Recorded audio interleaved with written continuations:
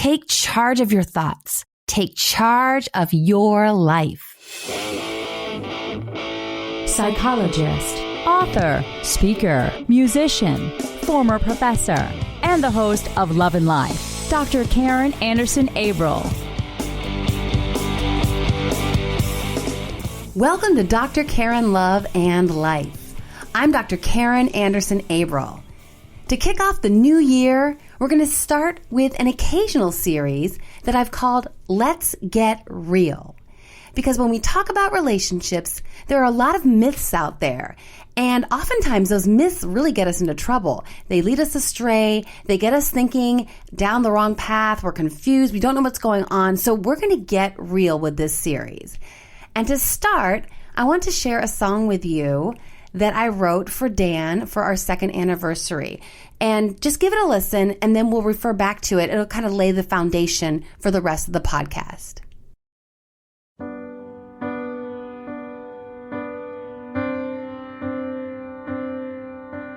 Come, my love, everything I am is yours, and we are one.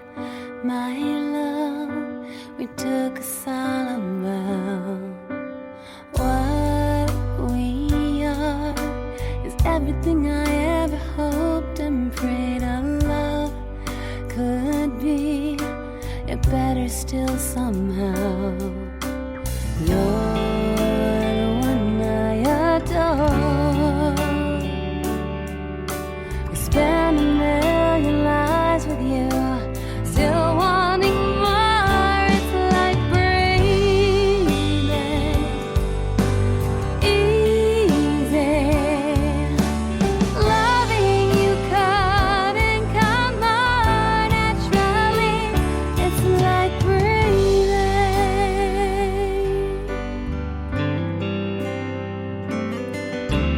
Here we are, living everybody's dream. So grateful for this gift, cherishing our life. My hero, my rock. I waited for my perfect one. That's what I got. It's like breathing easy. Loving you couldn't come more naturally. It's like breathing.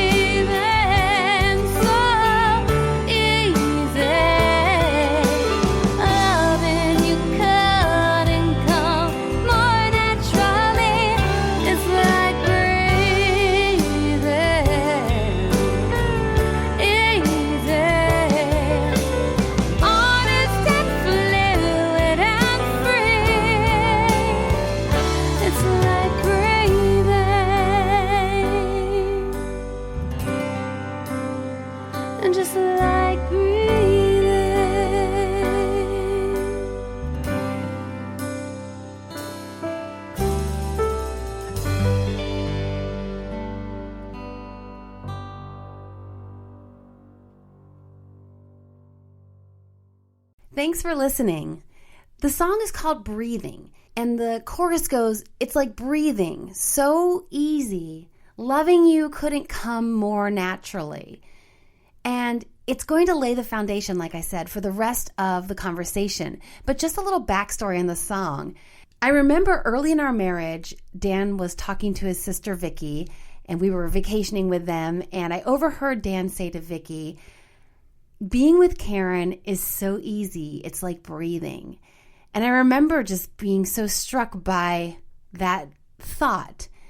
And of course, all my many, many relationships over the years, I totally agreed with him, because being with him was nothing like it had been like with other guys, where there was a lot of good stuff, but it was a struggle and it was hard, and what was going on was difficult. And with him, all of a sudden, everything just fell into place. And so I loved that thought. And for our second anniversary, I wanted to do something special for him. So I wrote the song. So that's the backstory of the song. And because it's all about Dan, and because we're going to talk about something that I think will be really helpful to have the male perspective, and Dan's journey in matters of the heart has been quite different than mine. So I've invited Dan into the studio to talk with me about this issue. Hi there, honey. Hey. It's fun hearing the song again. Yeah, thanks. That is some of our friends have used that song now for their wedding, for their first dance, as you can imagine. It's such a beautiful song, and so well written and performed by my beautiful wife, and available on iTunes, by the way. There he goes. He's my manager, publicist, marketing man. I wouldn't say it if it wasn't good, honey. Thanks, honey. Glad to be here. So let's get into it. So I'm laying it down. I'm throwing down the gauntlet, and I'm saying to people, relationships should not be that hard. They should be easy like breathing. What do you think? Well, I think ideally that's the case. Yeah. Well, and that's the thing I want to, just before we even move forward, I wanted to say that if someone's in a really rough relationship, or if someone has had some just hideous experiences, because I mean, there's legit bad stuff going on in relationships all the time. So I don't want to be insensitive. Rather, I really want to inspire you. So if you aren't in a relationship yet, you want that in your life, I want this to be something to think about. These are tools to say, if you're starting to date someone, like, it's not feeling easy like breathing. You know, it's hard. And I want you to take a look at that. And I want you to consider that, and maybe consider this is not the right relationship. And then later in the program, we'll talk to the people who are already in a relationship with, maybe they're the right person, but things aren't easy. What can we do then? So we're trying to be helpful for everyone, and also mindful that, you know, we've been there. You know, both of us have been in relationships that were not easy like breathing. So understand, we're coming from a position of been there, felt that. Yeah, that's a fact. So we definitely don't want to come off as know-it-alls and annoying and make you want to be nauseous or cause you to be nauseous listening to this podcast. Just some thoughts of after living some life. Yeah, for sure.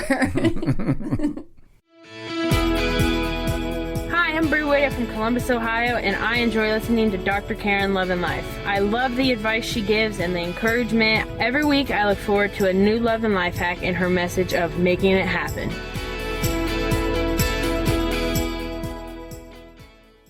So I'm standing by my assertion that relationships shouldn't be all that hard. And reason number one, to my mind, that some people are in relationships and they are feeling very hard, the first reason I think that this happens is because people are trying to make a relationship work that isn't supposed to work. You feel me? Oh, I feel you. We see that all the time, because somebody puts a certain amount of time into it. They've had that commitment. You know, they don't want to have that. They don't want to be a quitter.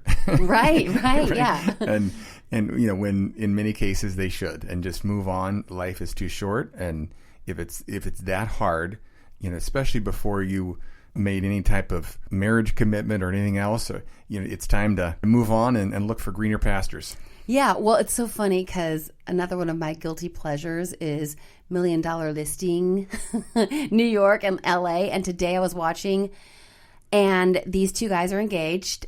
It's Josh Flagg and his fiance, which I forget his fiance's name, but they were fighting, and it was really like below the belt, like mean stuff that they were saying to each other. Actually, it was more the fiance that was saying it to Josh Flagg. And Josh, they cut to like him talking to the camera, you know, those reality shows, that's how they do it. And he was like, you know, it's just the stress of the engagement and the wedding planning. And we're kind of hating on each other right now, but we're going to get through it. And then we're going to be on our honeymoon and it's just going to be fine. And my red flags were like waving, like, no way. This is like, if it is hard, and you guys know, I've been in an engagement that was the wrong engagement, and I've been engaged to Dan, which was the right engagement. It's a very different feeling. But if you have that much stress and angst going on, that is telling you something, that you're trying to make this work when it isn't supposed to work. Right. Well, you're already probably treating your, in that case, to-be spouse worse than you're treating your friends around you. Right. Yeah. And that's the other thing too, is like when you think about like, why would someone try to force a relationship to work? I mean, it seems like on the surface, like, well, if it's not meant to work, just get out. No harm, no foul. But people do it time and time again. And like you said, sometimes it's because they put so much time and energy in. They're like, we are 5 years into this. So it has gone out work. It is going to work. Right. Because it's been so much of my life. And I get that. I've been there, actually. You guys know I've dated for a million years. So there were times when I thought, we've got to have the payoff at the end. And, you know, so I understand that. And then there's also that time where you really, like I was saying earlier, you really got to look at, like, when you're dating, that's your A game. And when you're engaged, you still should be pretty much your A game. Because 20 years into the marriage, so if you're not liking what you're seeing dating or when you're engaged, what's it going to look like 20 years from now or even 10 years from now when he's like, well, I don't have to impress her anymore. You know, I can just pack on a cool 50 pounds, whatever, because I already got her, you know? Well, that's right. People think that they're going to change people. And then also I think a big reason people stay in is fear, right? Fear of being alone. Oh, yeah. You know, they'd rather be not alone in a mediocre relationship than alone. I see it all the time. And my listeners know that I'm really active on Instagram, and there's a lot of people posting quotes and stuff, and I always love to comment and throw in my perspective. And there's a lot of people that it's funny because to the extent that we need to say, like to have a quote like it's better to be single and happy than be with someone in a mediocre or worse marriage or relationship. Sure. The fact that we have to say that suggests that there are still some perspectives out there that would say, no, better to have someone, anybody, than to be alone. Like being alone is the worst thing ever. Well, and obviously there's family pressure, and some people succumb to that family and peer pressure more than others. Well, yeah. Look at me, age 34. It was time, right? Clock was ticking. Good enough guy. Good enough. Which is actually kind of the worst. I had an Insta post about that recently where I just talked about that, because breaking up with someone when there's so much good stuff there is even harder than breaking up when he's obviously emotionally abusive or worse, or that's a no-brainer. But when there's a lot of good stuff there, it's sometimes hard to tease it out. So again, getting back to our theme, if there's a lot of good stuff there, but there's still things that are just feel like a grind, that feel so difficult, some values that are different, that make some of those day-to-day just ways of living make it frustrating, that's something you need to look at, because life is long. No, well, you mentioned values, and I think that's key, because the spark can be there. Yeah. But how long will that spark last if the values are so different? And that's something that people ask me a lot about, because they hear the old adage about opposites attract versus birds of a feather flock together. And so the research that I have been exposed to and seen show that you can have kind of opposite personalities. Like an introvert can be with an extrovert, but you have to have those same core values about how to do life. No, makes sense. Yeah, marriage is a lot about just how you want to do this thing we call life and lifestyle. And those values are, for example, we just took a ski vacation, and that's a lot of money toward vacation, which is an experience. Whereas some people might value not so much an experience or travel, they might value buying something or getting, a fancy ring or a necklace or bracelet. And so those value things might not seem like such big deals, but when you start doing life together, day in, day out, they can really make a difference. No, that's right. Yeah, we enjoy making those memories, and I'm sure a lot of people do, but we don't particularly give extravagant gifts to one another. Yeah, well, and that gets back to another thing we've talked about on the podcast, the love languages. And so neither of us have gifts as our primary love language. So and so if you haven't been exposed to the love language stuff, that's in a prior podcast. And so check that out. That's Dr. Gary Chapman's theory. And literally, it's a very simple but profound way of understanding how couples can relate to each other and understand each other and then give each other the best of themselves, rather. Yeah, highly recommend that. Yeah. I learned a lot. Dr. Karen Anderson Averill. I'd love to connect with you on social media. On Instagram, I'm at Dr. Karen, dr.karin. Here I share my thoughts on love and life through original quotes and images. I'd love to have you join the conversation. On Twitter, I'm at Dr. Karen Anderson. You can find me live tweeting my favorite shows, This Is Us, Will and Grace, and my guilty pleasure, All Shows Bachelor Nation. On Facebook, I'm at Dr. Karen Anderson Averill. There you can read my blog, see where I'm speaking, and find links to others' podcasts when I'm a guest on their show.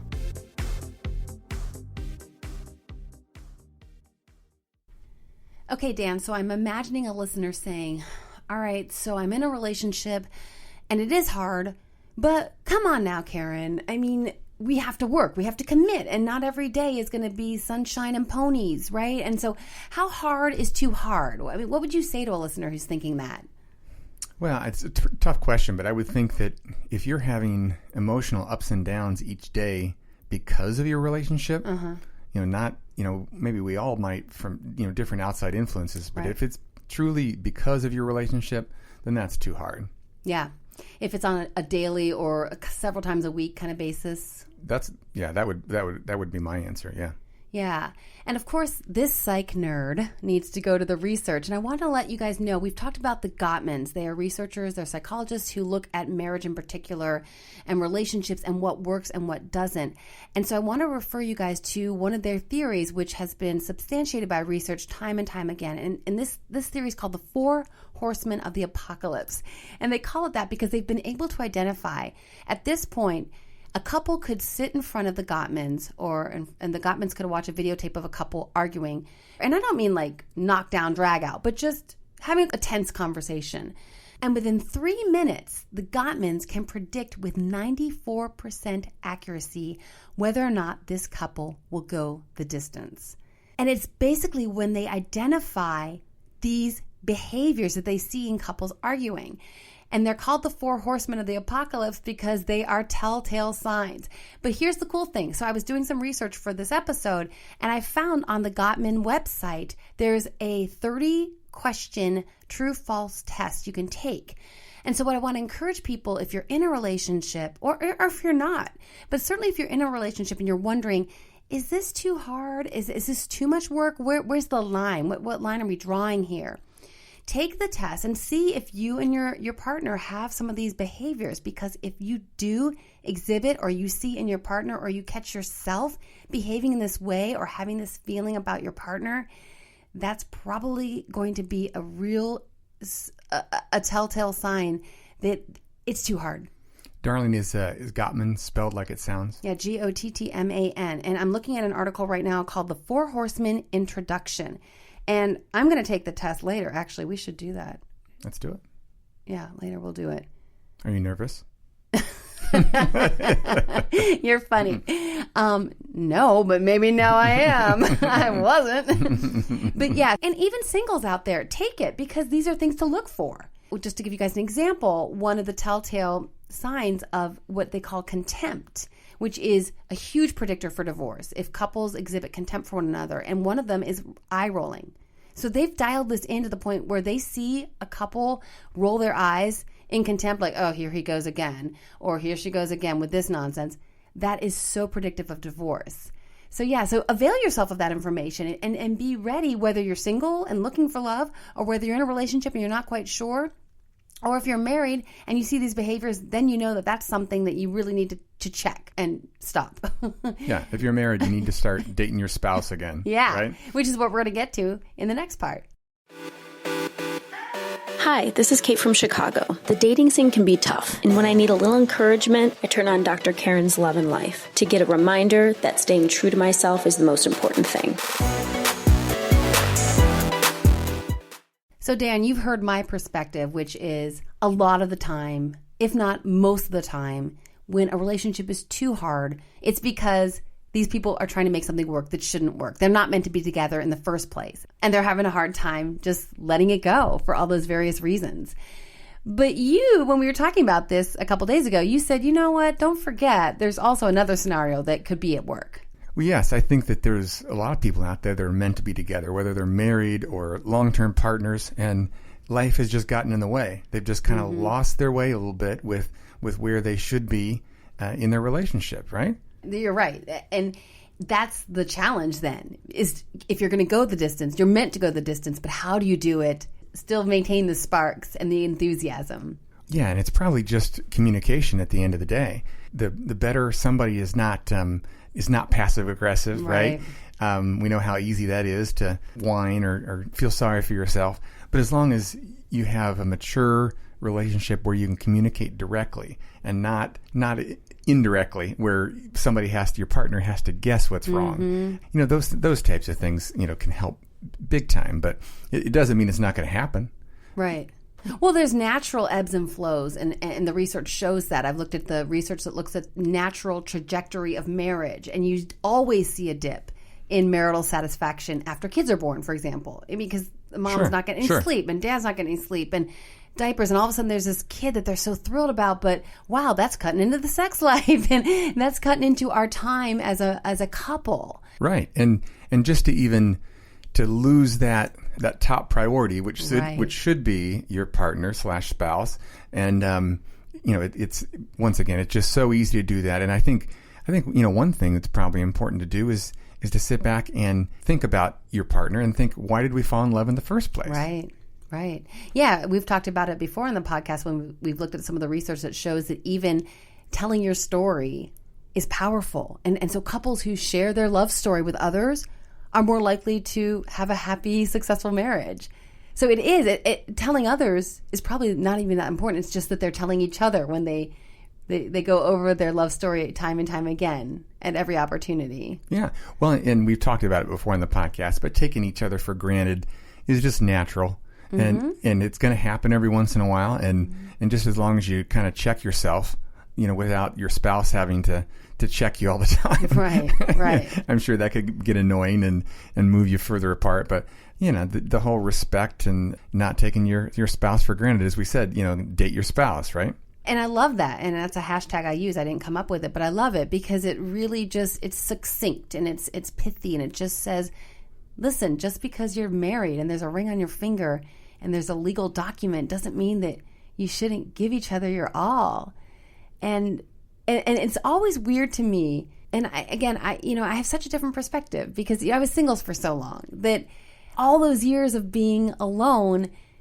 So then to be married, I want to be married. So I don't have that tension that I think some people might, maybe if they got married real young, where they got married early 20s. And so by 35, it's kind of humdrum and it's been there, done that. And so they've lost their enthusiasm. But I think because I know that there's no greener grass, so I don't know. Like I try to put myself in the perspective of someone who is phoning it in. And I don't know, what do you think is going on with some people? Is it they're keeping score? Is it they're like, well, he gained 15 pounds, so screw it, I'm going to too. I mean, what's going on with these couples that really aren't giving each other the best of themselves? What do you think? Well, I think that you can get into all types of bad patterns, and then as you drift apart, the easiest thing to do is to just find other avenues to put your attention towards, whether it be sports or, these days, all the gaming that happens, right? But, now your buddies online become more important than your wife. Those types of things can happen so easily now with all the distractions and all the things to take up our attention. And so if you don't make a real conscious choice to bring it back to what's really important, and maybe there's just a lot of people out there that aren't making that choice. Yeah. And maybe hadn't had the proper models growing up. We know that divorce is more and more prevalent, and so maybe there's just many more broken families that that haven't modeled how to stay together and how to work through problems. But that's just a guess on my part. Yeah, and I would have to look at the research. I do think that you do see that there's more likelihood for divorce if the parents are divorced. So again, like you're saying, that model of going the distance, sticking it out, maybe hasn't been there. But I also don't like the idea of sticking it out and everyone's miserable. No, I agree. There's a level of misery. That's not a good model either right. for anyone. So it's complex, and I none of us here, you and I, and certainly we don't want to convey to our listeners that we're trying to make anything simple and not appreciate the complexity. But at the same time, I'm always trying to understand why people, this is the love of your life, supposedly. This is your life partner. No one on the planet cares about you more than this person. And yet you treat this person worse than your friends sometimes, or a random stranger sometimes. No, not a good idea. Yeah. Not the recipe for a long-term loving relationship. Yeah, and then it will be hard. I mean, in that case, the relationship will be hard. So I stand by my assertion. Relationships shouldn't be all that hard. And to leave you with a quick, pithy way to remember how to pick a relationship that won't be all that hard and how to make a relationship that you're in easier, I'm going to refer to a quote by Dr. Laura Schlesinger. She says, when picking a partner, choose wisely and treat kindly. So the love and life hack for this week is choose wisely and treat kindly. Thanks to my producer, Michelle Musso, my communications manager, Chip Gregory, and my booking assistant, Christine Infanger, and my darling husband, Dan Abril, for joining the podcast today. It was a pleasure, sweetie. Happy birthday. Thanks. Take charge of your thoughts. Take charge of your life. This is Dr. Karen Anderson Abril. Thanks so much for listening. Until next time, make it a great week.